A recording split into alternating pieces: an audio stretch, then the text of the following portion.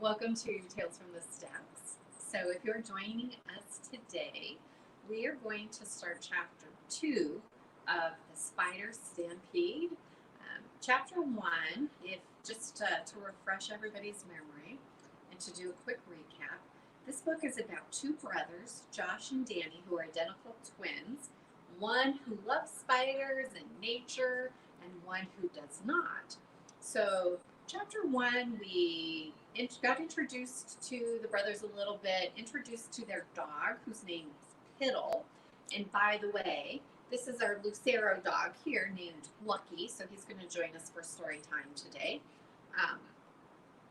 So at the end of chapter 1, Josh and Danny came in contact with their neighbor, Mrs. Potts. And Mrs. Potts seems like she's pretty cranky, and the boys are trying to be quiet because they're making too much noise for Mrs. Potts. And then all of a sudden, Piddle, their dog, ran and disappeared. And they think that he fell into a hole. So let's pick up chapter 2 and find out what happened to Piddle. Chapter 2, Turning Yellow. Look, there's a hole. He must have squeezed through, grunted Josh. He was almost down in the compost pile. He's gone next door. Can we get him? Can we get through after him? Asked Danny. He peered over Josh's shoulder and eyed the compost pile warily. It was full of horrible things he knew, like worms and beetles, ants, spiders. Ugh. Maybe if we wriggle, said Josh. Or should we just go over and knock and ask for him back? Danny said hopefully. He really did not want to get personal with that heap of horrors. What, like a lost ball? Scoffed Josh. We've never got one of those back from her before, have we? No, I think we can. Almost. Josh wriggled and dug down through the warm, moist dirt and leaves between the back of the compost pile and the fence. The wood around the small hole was old and rotten. As Josh pushed against it, more fell away. He squeezed his head and shoulders through, getting a face full of overgrown grass. Then he crawled right into Miss Potts' yard. With a few grunts and complaints, Danny followed. He tried not to notice anything scuttling in the heap. The tickly feeling on his skin was just grass, probably. With a squeak of revulsion, he knocked off a centipede. Then he hurled through the gap after Josh, grazing his left ear. Piddle! Piddle! Josh was calling softly. No reply. No patter of little clawed feet. No yap. The weeds grew up to their waists, filled with invisible, chirping grasshoppers. As Josh and Danny crawled through the high grass and nettles, they heard one shrill little bark. He's in her shed, gasped Danny. And she's in there, said Josh with a gulp. She'll be going nuts. We have to go in and rescue him. The shed door was open. They tiptoed in. At first, it all looked quite normal. There was a rake propped up by the door, a wheelbarrow under some old shelves full of gardening stuff. An old sheet was hung up on nails at the back. It doesn't smell like a shed, whispered Danny. It smells like school, said Josh. Sort of, but he couldn't figure out exactly why. Yes, something at school, agreed Danny, not bothering to whisper now. But they're not in here, are they? Then there was another bark. It was definitely coming from inside the shed. Danny and Josh stared at each other in confusion. Then Danny strode to the back wall, grabbed the old sheet hanging on the nails, and pulled it aside. Behind it was a red metal door. The door was ajar. Pushing it open, Danny saw gray stone steps leading a short way down to a passage. Come on! Danny went through. Josh followed, staring around him.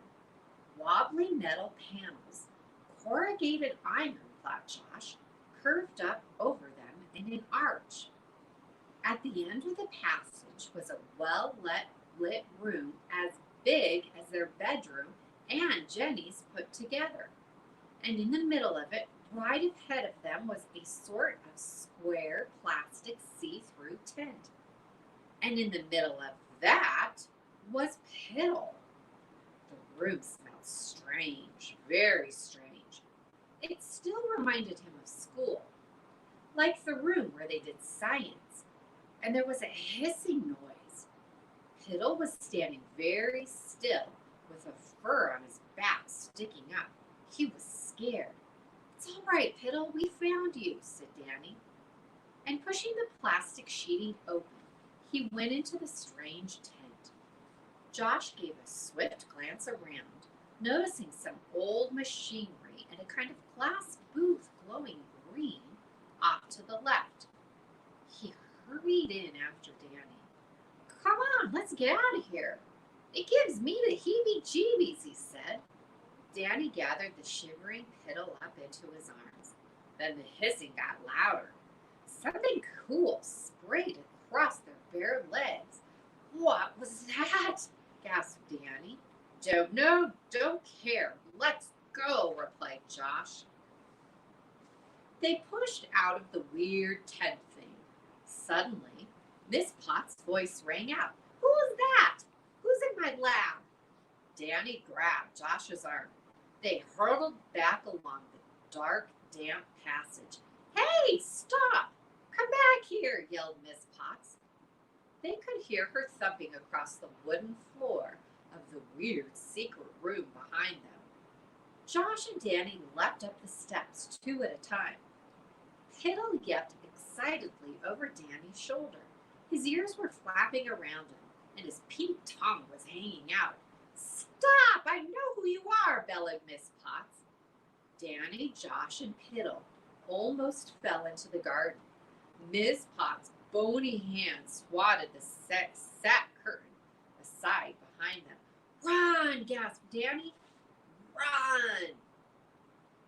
Chapter 3, Too Many Knees. They hurtled back through the overgrown weeds.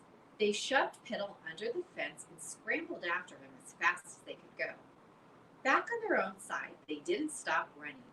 Josh and Danny belted straight into the house and upstairs as if a wild beast was chasing them. It wasn't until they got to the landing that they collapsed in a heap and started to laugh. Piddle sniffed at their legs and sneezed. Then he trotted off into their bedroom. Ugh, Danny peered down at his legs. They looked kind of yellow. And they had that weird smell they noticed in the secret laboratory. Josh's legs were also covered in the same strange liquid. "Come on, let's get this stuff off," said Josh. They clattered into the bathroom. "Hey, don't you two go in there. I'm just about to take my bath," yelled Jenny from her bedroom. "We won't be long," called back Josh. 2 minutes. They took off their shoes and socks and rolled up their shorts. They stood up in the big bathtub.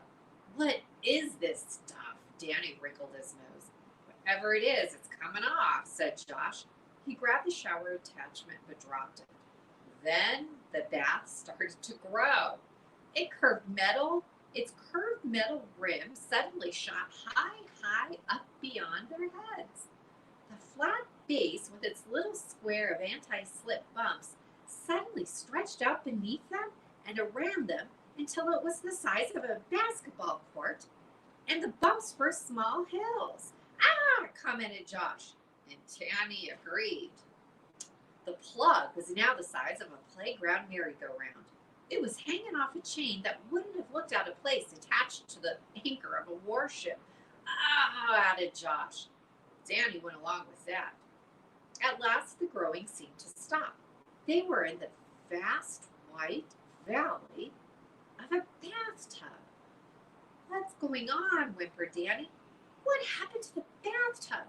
His voice sounded a bit funny, sort of raspy, and his eyes felt very odd. He seemed to be able to see around corners at the same time as straight ahead. Behind him came Josh's voice also a bit raspy. Danny, promise me you'll stay calm." Josh stared into the shiny mirror-like top of the giant shower attachment. It was leaning against the side of an incredibly huge bath. He gulped and blinked some eyes. Yep, his reflection was still the same. He wasn't dreaming it.